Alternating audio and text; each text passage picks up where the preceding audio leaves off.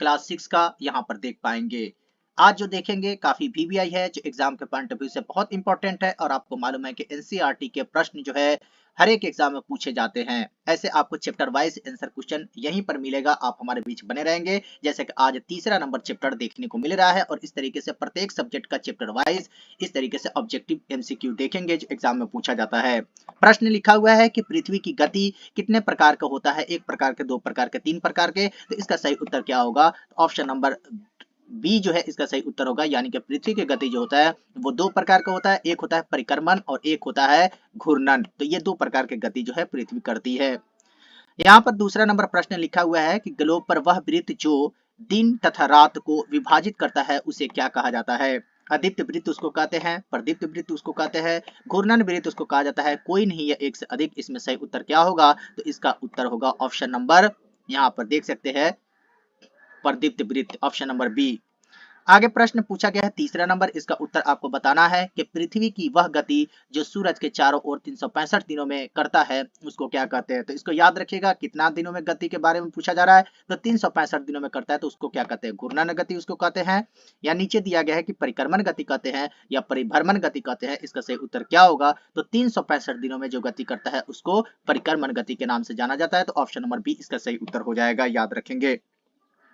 इसके जस्ट नीचे पूछा जा रहा है कि उत्तरी गोलार्ध सूरज की तरफ कब झुका हुआ रहता है? तो इसका उत्तर आपको बताना है कि उत्तरी गोलार्ध जो होती है वो सूरज की तरफ कब झुकी हुई रहती है, 21 जून को या 1 जनवरी को या 21 दिसंबर को। अब उत्तरी गोलार्ध क्या होता है इसको एक बार देख लीजिए। तो यहाँ पर देख सकते हैं ये एरिया आपको दिखाई दे रहा है नीचे की तरफ, जो इसको दक्षिणी गोलार्ध कहते हैं, और ऊपर की तरफ का जो एरिया दिखाई दे रहा है उसको उत्तरी गोलार्ध के नाम से जाना जाता है। याद रखेंगे कि उत्तरी गोलार्ध में सबसे ज्यादा देश और सबसे ज्यादा पृथ्वी पर लोग रहने वाले हैं, जबकि दक्षिणी गोलार्ध में बहुत कम ही देश है, चाहे बहुत कम ही लोग हैं जो यहाँ पर आते हैं। केवल एक महादेश पाया जाता है जो दक्षिणी गोलार्ध में है, बिल्कुल, वो है ऑस्ट्रेलिया। तो याद रखेंगे इसको। बाकी आप दक्षिण अमेरिका और अफ्रीका जो है दोनों तरफ पाए जाते हैं, उत्तरी गोलार्ध दक्षिणी गोलार्ध दोनों तरफ। तो इसको याद रखेंगे, एग्जाम का पॉइंट ऑफ व्यू से जरूरी है।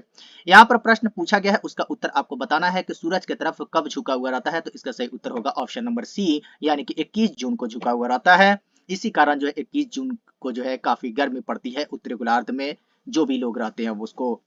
देख सकते हैं कि पृथ्वी के किस भाग पर जो है लगातार 6 महीने रात और 6 महीने दिन होता है। इसका उत्तर आपको बताना है कि दक्षिण गोलार्ध के बाद वाला भाग है इसीलिए, उत्तरी गोलार्ध के बाद वाला भाग है इसीलिए, या विषुवत रेखा के बाद वाला भाग है इसीलिए। इसका सही उत्तर क्या होगा? तो आपको मालूम होना चाहिए कि 6 महीने रात और 6 महीने दिन आपको देखने को अगर मिलेगा तो केवल इसके वजह से आपको देखने को मिलेगा, जैसे कि यहाँ पर बताया जा रहा है। इस इलाके में जो भी लोग रहते होंगे और ऊपर की तरफ जो बताया गया है उस इलाके में जो भी लोग रहते होंगे, जैसे उत्तरी गोलार्ध में जो भी लोग रहते होंगे उनके लिए 6 महीने दिन और 6 महीने रात होता है, इसलिए क्योंकि जो पृथ्वी पर जो सूरज की किरण जो होती है इस एरिया में सबसे ज्यादा पड़ती है, जबकि इससे जितना भी नीचे जाएंगे और इससे जितना भी ऊपर जाएंगे पृथ्वी पर जो है सूरज की किरण सबसे कम पड़ती है। और इस इलाके में आने पर जो है पृथ्वी का किरण जो है बहुत ही कम पड़ती है, क्योंकि परिक्रमण के कारण जो है यहाँ पर पृथ्वी के सूरज जो है आती है, घूर्णन के कारण नहीं आती है। तो घूर्णन रोज होता है जबकि परिक्रमण साल में होता है, तो इसीलिए एक साल में एक बार ही 6 महीने दिन और 6 महीने रात पाया जाता है। तो याद रखेंगे इसको, एग्जाम के पॉइंट ऑफ व्यू से इंपॉर्टेंट है। यहाँ पर प्रश्न पूछा जा रहा है छठा नंबर प्रश्न पूछा जा रहा है, इसका उत्तर आपको बताना है कि विषुवत वृत्त के उत्तर में रहने वाले लोगों के लिए किस तिथि को सबसे लंबा दिन और सबसे छोटी रात होती है। तो यहाँ याद रखेंगे कि विषुवत पूछा जा रहा है कि विषुवत वृत्त के उत्तर में रहने वाले लोग, उत्तर पूछा जा रहा है तो ध्यान रखेंगे उत्तर कहाँ होता है। तो इसको यहाँ पर देखिए, ये आपका विषुवत वृत्त हो गया और इसके उत्तर में पूछा जा रहा है तो ये आपका उत्तरी ध्रुव हो गया, यानी कि उत्तर की तरफ रहने वाले जो लोग हैं। तो यहाँ पर जो है पूछा जा रहा है कि किस तिथि को सबसे लंबा दिन और सबसे छोटी रात होती है। तो याद रखेंगे 21 जून को यहाँ पर सबसे लंबा दिन और सबसे छोटी रात होती है, इसको याद रखेंगे, कई बार एग्जाम में पूछा गया है। सातवें नंबर प्रश्न पूछा जा रहा है कि दक्षिणी गोलार्ध में रहने वाले लोगों के लिए जो है किस तिथि को सबसे लंबा दिन और सबसे छोटी रात होती है। तो ये दक्षिणी गोलार्ध की बातें हो रही है, तो फिर से हम याद दिलाते हैं एक बार कि ये बातें जो हो रही है ये इस एरिया की बातें हो रही है, यानी कि यहाँ पर कब दिन बड़ा होती है और कब जो है रात छोटी होती है, जैसे कि ऑस्ट्रेलिया में रहने वाले लोगों के लिए। तो इसके एग्जाम के पॉइंट ऑफ व्यू से याद रखेंगे ये हमेशा जो है उत्तरी गोलार्ध से उल्टा होता है। तो 22 दिसंबर को जो है इसका सही उत्तर होगा कि इस तिथि को सबसे बड़ा दिन और सबसे छोटी रात होती है। एग्जाम के पॉइंट ऑफ व्यू से ये सब इंपॉर्टेंट है, थोड़ा सा जहन बना के रखेंगे, उत्तरी गोलार्ध दक्षिणी गोलार्ध समझ समझ के रखेंगे तो बहुत इंपॉर्टेंट आपके लिए होगा। प्रश्न पूछा जा रहा है कि ऑस्ट्रेलिया में क्रिसमस का त्योहार जो है ग्रीष्म ऋतु का मतलब होता है गर्मी के दिन, यानी कि ग्रीष्म ऋतु में जो है क्यों मनाया जाता है। आपको मालूम होगा कि हम लोग भारत में रहते हैं तो यहाँ पर जो मनाया जाता है क्रिसमस का त्योहार वो ठंडी के मौसम में मनाया जाता है, जबकि ऑस्ट्रेलिया में गर्मी के मौसम में क्यों मनाया जाता है। इसका प्रश्न का उत्तर आपको बताना है। क्या ऑस्ट्रेलिया जो है विषुवत वृत्त पर है इसीलिए, ऑस्ट्रेलिया जो है दक्षिणी गोलार्ध में है इसीलिए, या ऑस्ट्रेलिया जो है उत्तरी गोलार्ध में इसीलिए, या इनमें से कोई नहीं। तो इसका स्पष्ट आंसर आपका हो जाएगा, जैसे कि यहाँ पर प्रश्न का उत्तर साफ साफ दिख रहा है कि ऑस्ट्रेलिया कहाँ पर है, तो ये आपका दक्षिणी गोलार्ध में, और जबकि हम लोग भारत कहाँ पे है, तो ये आपका उत्तरी गोलार्ध में। तो उत्तरी गोलार्ध में जो लोग रहते हैं उन लोगों के लिए क्रिसमस का त्योहार ठंडी के मौसम में होती है, जबकि इस एरिया में जो लोग रहते हैं उन लोगों के लिए क्रिसमस का त्योहार गर्मी के मौसम में यानी कि ग्रीष्म ऋतु में होता है। तो याद रखेंगे इसको। अब आगे बढ़ते हैं हम लोग जो है, यहाँ पर प्रश्न पूछा गया है 9 नंबर कि पृथ्वी के घूर्णन के कारण क्या होता है, यानी कि परिवर्तन होता है किसका।